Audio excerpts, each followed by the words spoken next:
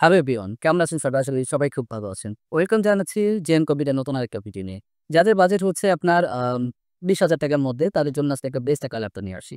আজকে যে ল্যাপটপ নিয়ে কথা বলছি তা হচ্ছে বাংলাদেশের জাতীয় ল্যাপটপ।